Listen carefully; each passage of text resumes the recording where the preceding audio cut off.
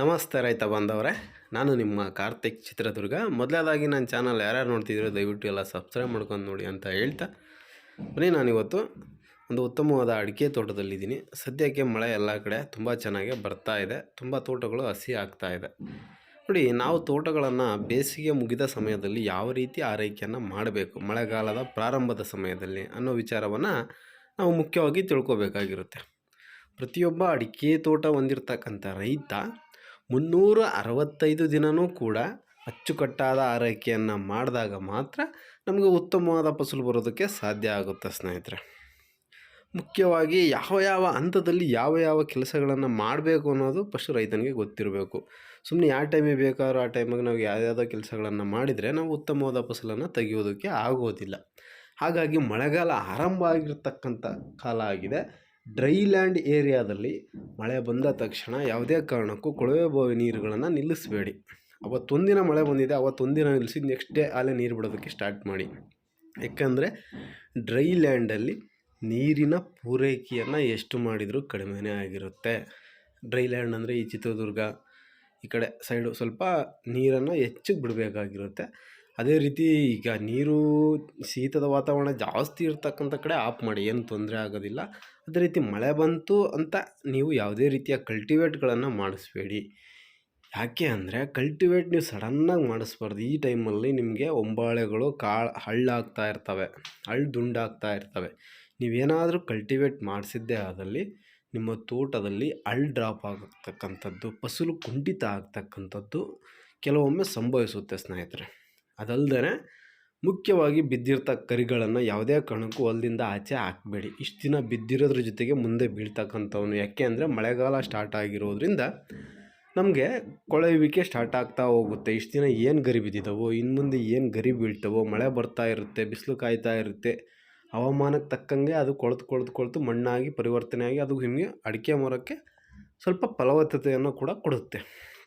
ಅದೇ ರೀತಿ ಸಾಧ್ಯವಾದರೆ ಜೀವಾಮೃತವನ್ನು ನೀಟಾಗಿ ಮೇಂಟೈನ್ ಮಾಡಿ. ನೀಟಾಗಿ ಅಂದರೆ ಪ್ರತಿ ತಿಂಗಳಿಗೂ 1 ಗಿಡಕ್ಕೆ 1 ಲೀಟ್ರ್ ಜೀವಾಮೃತವನ್ನು ನೀವು ಕೊಟ್ಟಿದ್ದೇ ಆದಲ್ಲಿ ನಿಮ್ಮ ಫಸಲು ಈಗ ಏನು ಹಿಡಿಯುತ್ತೋ ಅದಕ್ಕಿಂತ ಇನ್ನೂ ಅಧಿಕ ಪ್ರಮಾಣದಲ್ಲಿ ನಿಮಗೆ ಫಸಲು ಸಿಗುತ್ತೆ ಸ್ನೇಹಿತರೆ.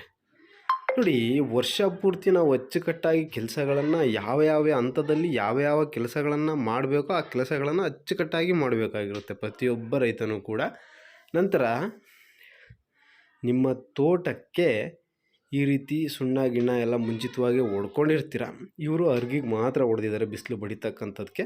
ಬಟ್ಟು ಪ್ರತಿಯೊಬ್ಬ ರೈತರು ಅಷ್ಟು ಗಿಡಗಳಿಗೆ ಹೊಡಿಬೇಕು. ಅಷ್ಟು ಗಿಡಗಳಿಗೆ ನಾವು ಹೊಡೆದಾಗ ಏನಾಗುತ್ತೆ ಅಂದರೆ ಕ್ಯಾಲ್ಶಿಯಂ ಅಂಶ ಇರೋದ್ರಿಂದ ನಮ್ಮ ಫಸಲನ್ನು ಇನ್ನೂ ಸ್ವಲ್ಪ ಏರಿಕೆಯಲ್ಲಿ ಸಪೋರ್ಟ್ ಮಾಡುತ್ತೆ. ಆ ಸುಣ್ಣ ಕೂಡ ವರ್ಷಕ್ಕೆ 2 ಬಾರಿ ಗೊಬ್ಬರವನ್ನು ಹಾಕಿದರೆ ತುಂಬ ಉತ್ತಮ. ಯಾವಾಗ ಅಂದರೆ ನವೆಂಬರ್ ತಿಂಗಳಲ್ಲಿ ಮತ್ತು ನಾವು ಈಗ ನೆಕ್ಸ್ಟ್ ಮಂತಲ್ಲಿ ಒಂದು 5 ತಿಂಗಳಲ್ಲೊಮ್ಮೆ, ನವೆಂಬರ್ ತಿಂಗಳಲ್ಲೊಮ್ಮೆ 2 ಬಾರಿ ನಾವು ಗೊಬ್ಬರವನ್ನು ಪೂರೈಕೆ ಮಾಡಬೇಕು. ನವೆಂಬರಲ್ಲಿ ಯಾಕೆ ಮಾಡಬೇಕಂದ್ರೆ ಒಂಬಾಳೆಗಳು ಚೆನ್ನಾಗಿ ಹೊಡಿತಾ ಇರ್ತವೆ, ಆಗ ಸ್ವಲ್ಪ ಗೊಬ್ಬರದ ಪೂರೈಕೆಯನ್ನು ಮಾಡಬೇಕು. ಬಿಸಿಲು ಜಾಸ್ತಿ ಇರೋದ್ರಿಂದ ಕಡಿಮೆ ಪ್ರಮಾಣ ನಾವೇನು 1 ಟೈಮ್ ಮಾಡ್ತೀವೋ ಅದನ್ನು 2 ಟೈಮ್ ಮಾಡಿದರೆ ತುಂಬ ಉತ್ತಮ. ಅದೇ ಮಳೆಗಾಲ ಸ್ಟಾರ್ಟ್ ಆಗುತ್ತಲ್ಲ, ಸ್ಟಾರ್ಟ್ ಆಗಿದೆ ನೆಕ್ಸ್ಟ್ ಮಂತು, ನೀವು 5ನೇ ತಿಂಗಳಲ್ಲಿ ಇನ್ನೊಮ್ಮೆ ಗೊಬ್ಬರದ ಪೂರೈಕೆಯನ್ನು ಮಾಡಿದರೆ ತುಂಬ ಉತ್ತಮ. ಫಸಲು ಇನ್ನೂ ದುಪ್ಪಟ್ಟಾಗಿ ಚೆನ್ನಾಗಿ ಹಿಡಿಯುತ್ತೆ. ಮುಖ್ಯವಾಗಿ ನಾವೇನು ಮಾಡಬೇಕು, ಡ್ರೈ ಲ್ಯಾಂಡ್ ಏರಿಯಾದವರು ಮಳೆ ಬಂದಿದೆ ಅಂತ ಕೊಳವೆ ಬಾವಿ ನೀರನ್ನು ತೋಟಕ್ಕೆ ಹಾಯಿಸೋದನ್ನು ನಿಲ್ಲಿಸಬೇಡಿ. ನೀವು ಯಾವಾಗ ನಿಲ್ಲಿಸ್ತೀರೋ ಆ ಮಳೆ ನೀರಿಗೆ ಬಿಸಿಲಿನ ಹೊಡೆತಕ್ಕೆ ಭೂಮಿ ಬೆಂಡಾರೋಗಿದೆ. ಈಗ ಎಷ್ಟೇ ಮಳೆ ಬಂದರೂ ಇನ್ನೂ ನೀರು ಬೇಕು ಭೂಮಿಗೆ. ಇನ್ನೂ ಚೆನ್ನಾಗಿ ಸೈಕ್ಲೋನ್ 15 ದಿನ 20 ದಿನ ಹಿಡಿಯುತ್ತಲ್ಲ, ಆ ಸಮಯದಲ್ಲಿ ನೀವು ನಿಲ್ಲಿಸ್ಕೋಬೇಕು. ಈ ಸಮಯದಲ್ಲಿ ಯಾವುದೇ ಕಾರಣಕ್ಕೂ ಕೊಳವೆ ಬಾವಿಯನ್ನು ನಿಲ್ಲಿಸಬಾರ್ದು. ಮಳೆ ಬಂದಿದೆ, ಮೋಟ್ರ್ ಏನೋ ಸಮಸ್ಯೆ ಆಗುತ್ತೆ ಅಂತ ಮಳೆ ಬಂದಿನ ಮಾತ್ರ ನಿಲ್ಲಿಸಿ. ಎಲ್ಲಾದರೂ ಮರ ಬಿದ್ದಿರುತ್ತೆ, ಮತ್ತೊಂದು ಏನೋ ಸಮಥಿಂಗ್ ಅರ್ಥಿಂಗು ಏನಾದರೂ ಆಗಿ ಮೋಟ್ರಿಗೆ ಎಫೆಕ್ಟ್ ಆಗುತ್ತೆ ಅಂತ ಅವತ್ತೊಂದಿನ ನಿಲ್ಲಿಸಿ. ನೆಕ್ಸ್ಟ್ ಡೇನೇ ಸ್ಟಾರ್ಟ್ ಮಾಡಿಬಿಡ್ಬೇಕು. ನೀವು ನೀರನ್ನು ಹಾಯಿಸೋದಕ್ಕೆ ಪ್ರಾರಂಭಿಸಬೇಕು. ಯಾವ ರೀತಿ ನಾವು ನೀರನ್ನು ಬಿಡಬೇಕು ಅಂದರೆ, 1 ಗಿಡಕ್ಕೆ ಒಮ್ಮೆ ನೀರು ಬಿಟ್ಟಿದ್ದೀರಾ ಅಂದರೆ ನಾಳೆ ಅದಕ್ಕೆ ನೀರು ಬಿಡಬೇಡಿ, ನಾಡಿದ್ದು ಕಂಟಿನ್ಯೂ ಮತ್ತೆ ನೀರು ಬಿಡಿ. ಈ ರೀತಿ ಎಕ್ಸ್ಚೇಂಜ್ ಮಾಡ್ತಾ ಇದ್ದರೆ ನಿಮ್ಮ ಫಸಲು ಉತ್ತಮವಾಗಿ ಕೂರುತ್ತೆ ಸ್ನೇಹಿತರೆ.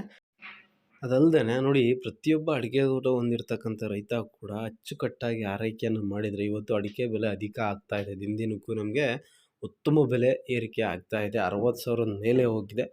ಇನ್ನೂ ಮುಂದಿನ ದಿನಗಳಲ್ಲಿ ಬೆಲೆ ಏರಿಕೆ ಆಗುತ್ತೆ. ಯಾವಾಗ ಕಟಾಪು ಸ್ಟಾರ್ಟ್ ಆಗುತ್ತೋ ಆವಾಗ ಒಂದು ಸ್ವಲ್ಪ ಇಳಿಕೆ ಕಾಣುತ್ತೆ. ಇಳಿಕೆ ಅಂದರೆ ಪೂರ್ಣ ಪ್ರಮಾಣದಲ್ಲೆಲ್ಲ, ಒಂದು ಸ್ವಲ್ಪ ಈಗಿರ್ತಕ್ಕಂಥದ್ದಕ್ಕಿಂತ ಒಂದು 5,000 ಏರೇಷನ್ ಆಗುತ್ತೆ. ಅದೆಲ್ಲ ದೊಡ್ಡ ಮ್ಯಾಟ್ರ್ ಆಗೋದಿಲ್ಲ. ನೋಡಿ ಇವತ್ತು ಯಾಕೆ ಏರಿಕೆ ಆಗಿದೆ ಅಂದರೆ ಇನ್ನೂ ಈಗ ಫಸಲು ಬರೋದಕ್ಕೆ ಇನ್ನೂ 2-3 ತಿಂಗಳು ಬೇಕು. ಈ ಸಮಯದಲ್ಲಿ ಇಟ್ಕೊಂಡಿರ್ತಕ್ಕಂಥವ್ರಿಗೆ ತುಂಬ ಲಾಭ ಆಗಿರುತ್ತೆ. ತುಂಬ ಅಧಿಕ ಬೆಲೆಗೆ ಮಾರುವುದು. ಎಲ್ಲ ರೈತರು ಇಟ್ಕೊಳೋದಕ್ಕಾಗಲ್ಲ, ಸಾಲ ಇರ್ತವೆ, ಮತ್ತೊಂದು ಸಮಸ್ಯೆ ಇರುತ್ತೆ. ಅಂಥ ರೈತರು ಅಡಿಕೆನ ಇಟ್ಕೊಳೋದಕ್ಕಾಗೋದಿಲ್ಲ, ಮಾರ್ಕೊಂಡಿರ್ತಾರೆ. ದುಡ್ಡಿರ್ತಕ್ಕಂಥವ್ರು ಇಲ್ಲ ನಾನು ರೇಟ್ ಆದಮೇಲೆ ಮಾರ್ತೀನಿ ಅನ್ನೋರು ಮಾತ್ರ ಇಟ್ಕೊಳೋದಕ್ಕಾಗುತ್ತೆ.